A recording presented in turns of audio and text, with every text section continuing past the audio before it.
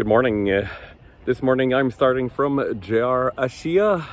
I'm gonna go on a classic trail in Kansai, which is of course the Ashiya route that goes up to Mount Rokko. I'm gonna take a little bit of a different route from most people near the middle of the trail, because I prefer it that way. There are fewer people and I think it's a bit more beautiful. But yeah, for the most part, this trail might be quite well known to some of you. But for those who don't know about this trail, well, it's going to be a good introduction. Most people decide to start from here, Hankyu Ashiyagawa station, but since for me JR is more convenient, well, I started from JR Ashiya. This is the start of the trail. You just need to follow these signs in the beginning.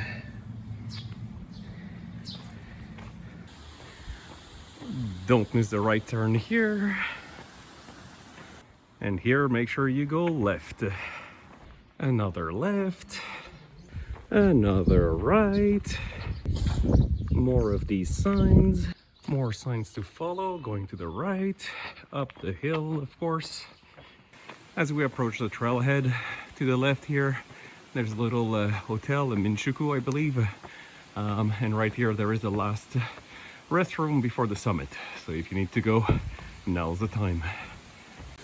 If you're new to the trail, it might be a good idea to sign in here on a piece of paper to tell the route you're going and how long you'll be out for, and just drop it in the box.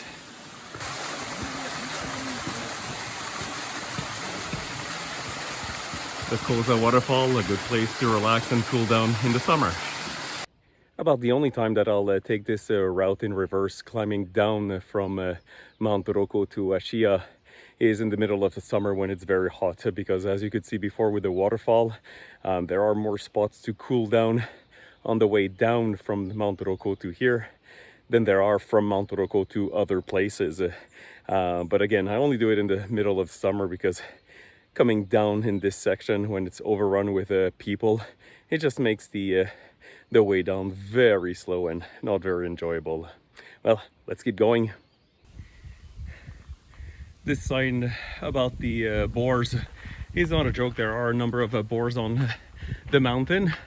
Of course, they're quite used to human presence, so they're half domesticated, and I've never heard of anybody being attacked by them in the area, but you never know. They are a wild animal after all. This trail is really popular for a couple of reasons. One, it's one of the fastest way to get up to Mount Rokko, and of course, it does provide some pretty outstanding views. A bit hazy today, but often we can see up to Wakayama from here. Just a bit over 3.5 kilometers in from JR Ashiya. Oh, hi kitty. How's it going? And we're at a spot called Kazafuki. Yeah. And this place is pretty famous. Yeah, you'll often find cats around here.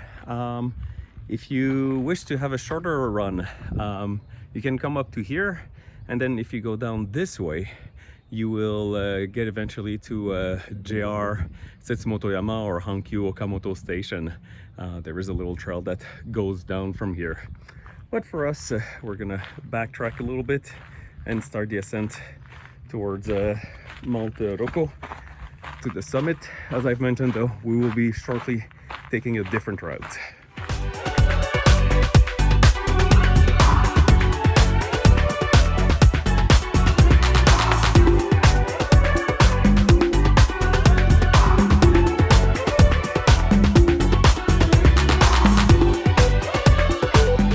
Okay, so we're about 300 meters after the Kazefuki rock, and this is where we go left.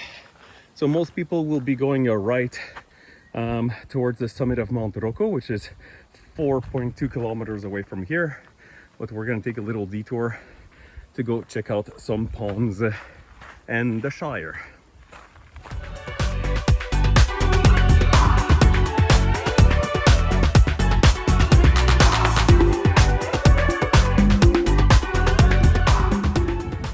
So here is the first pond. I have seen this pond in all seasons, whether it was frozen over in winter, teeming with tadpoles.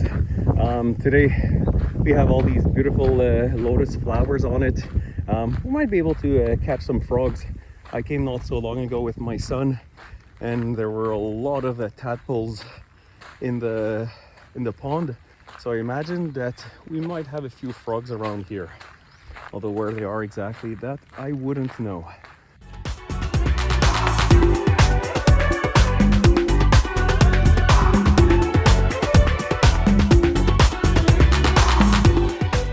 And here's the second pond.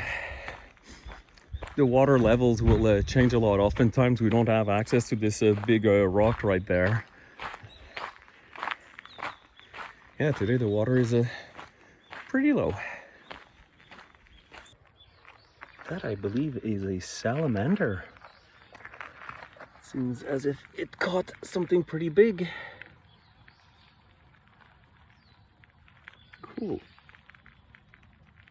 You probably cannot see it, but its belly looks to be red.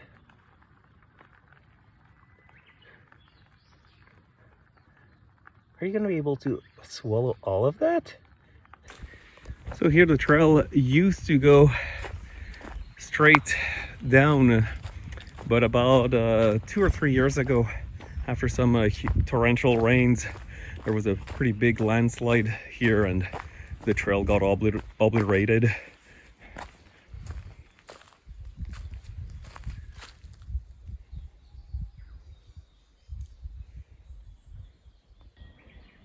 So from the top of the pond, you get to a little intersection, and you do want to go left here if you want to get to the Shire. So the trail to the Shire can easily be missed. Most people will be turning right here, but we actually want to go left, and yeah, even the sign has been erased here. So you take this path, which looks a little bit overgrown. That's because not so many people come here. And here is the entry to the Shire. I don't know who or when, but somebody built all these fences using old wood, and it gives it a feeling as if we're in the Shire in Lord of the Rings or any other fantasy-like setting. Gotta be careful with your footing around here, however. Ooh, indeed. Now we get to a T-junction. If we were to go left, we would eventually end up at Hanki Okamoto and JR Setsumoto Yama. But we are going to go right to go towards the summit. Had we missed the turn into the Shire, we would have come from this right side. And for now, though, we will continue on straight this way. And here at these lovely benches, we go down right. Yes, we have to go down before we go up. The water in the stream may look very clean, but it comes from a golf course, so it's likely full of pesticides and fertilizer. So I wouldn't recommend drinking or even bathing in it.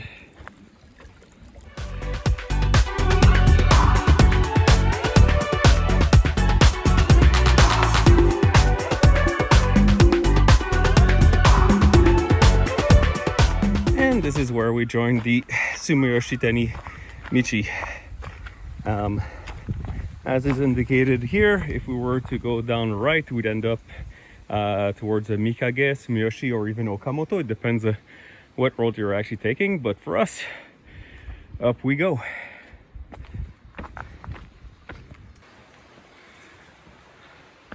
I know exactly where we are, but I don't recognize it at all, because the last time I came was earlier, well, way earlier in the season, and there was nowhere as much foliage as there is today.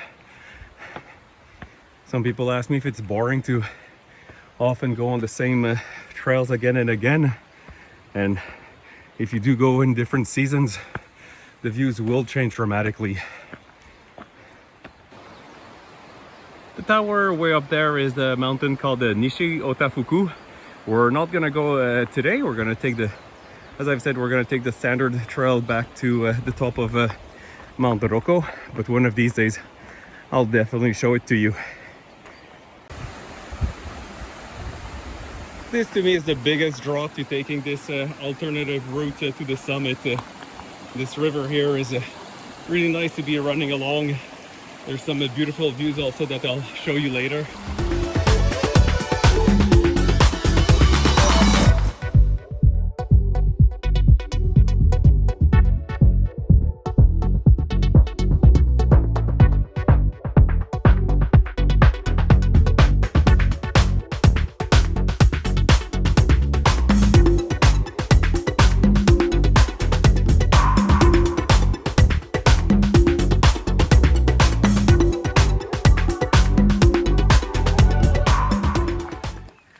If you were to take the standard route up, you would have come from this direction, and then this is a nice bombable area. Let's go!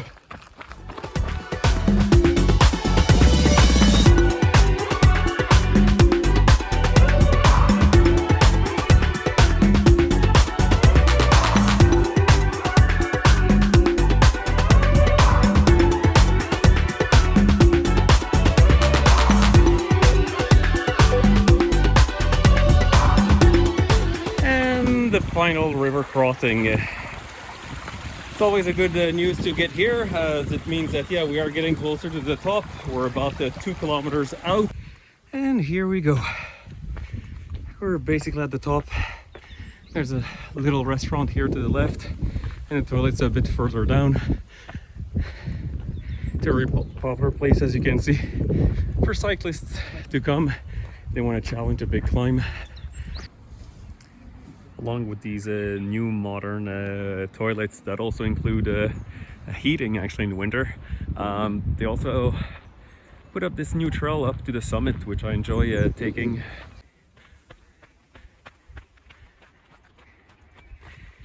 And here we are, the summit of Mount Rokko.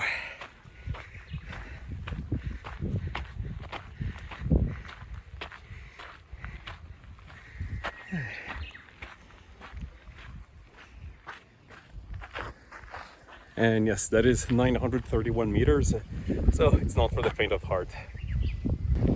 I'm not gonna stop at the summit today, no real reason.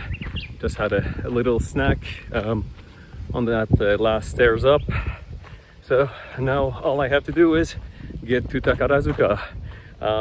From here to Takarazuka, it is about, I don't know, depending on the signs and people's GPS, it's anywhere between 12 and 15 kilometers. The trail is not so technical, not so steep as well, except for a few sections, of course. Let's get there. So the first part of the trail back is along this road here. Of course, please be careful with the cars. Sometimes you will get some people who enjoy racing around here. Throw away your garbage, as always. And yeah, I believe it's at the curve 113. That's where the trail actually starts. I'll show it to you later. And here we are, curve 113. From here, the trail, it's pretty easy to see. It follows the Rokko All Mountain Trail, so it is quite well indicated.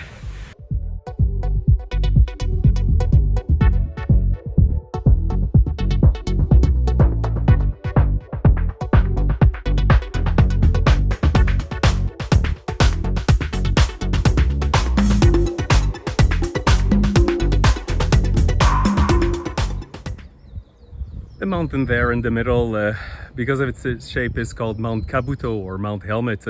I would imagine that it's a good place to do some hill repeats. At the end of this little road section, make sure to turn right here onto the trail.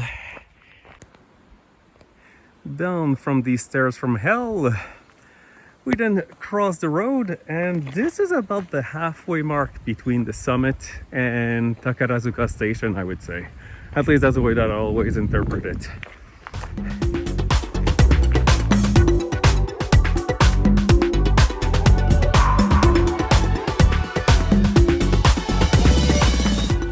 This clearing is always a welcome sight. It means that we're getting close to MPG, which is the temple at the end of the trail.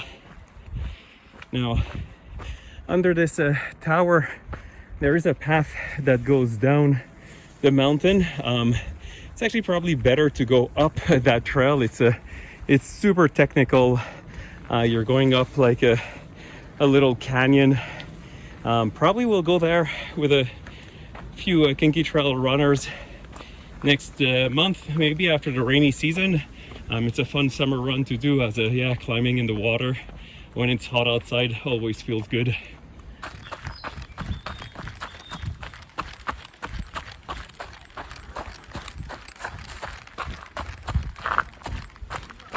And here we are at the end of the trail,